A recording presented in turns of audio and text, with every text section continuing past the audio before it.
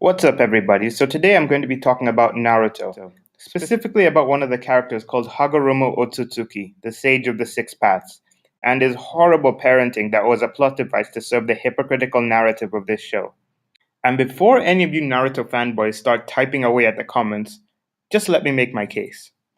Now, for those of you who don't know, Naruto is a show about a boy who became the strongest ninja of the world.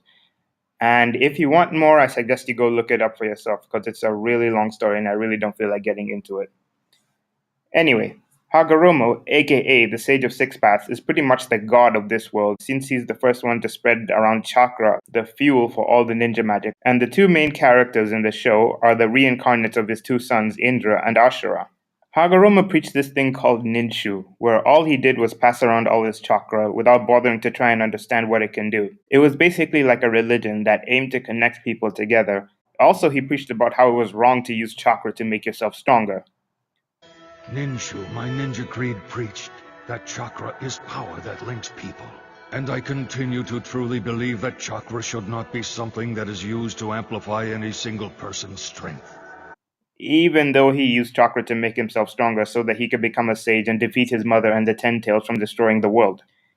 Later, he had two kids named Indra and Ashura, and he was shocked when he saw his older son Indra creating ninjutsu and said that he had no idea that this was possible.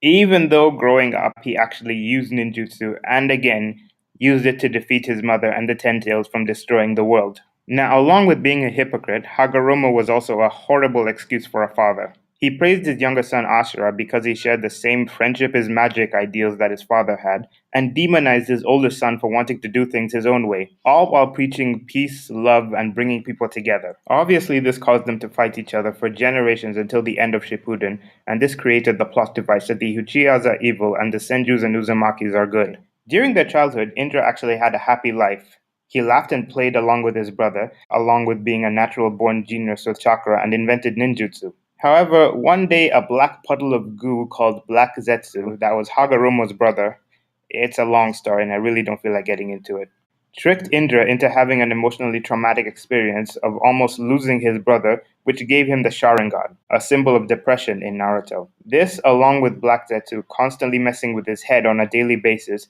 caused Indra to keep to himself and rely on his own power and eventually go crazy and spend his life constantly trying to kill his brother.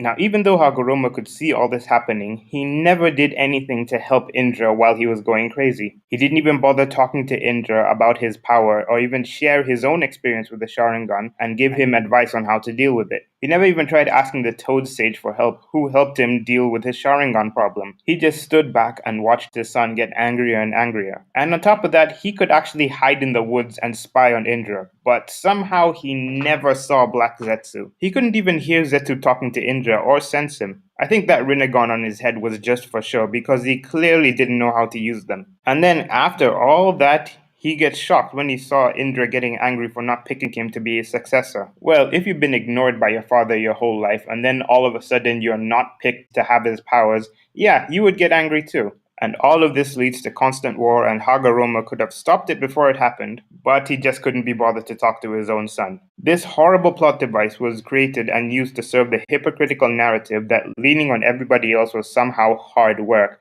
aka the Uchihas are evil and everyone else is good.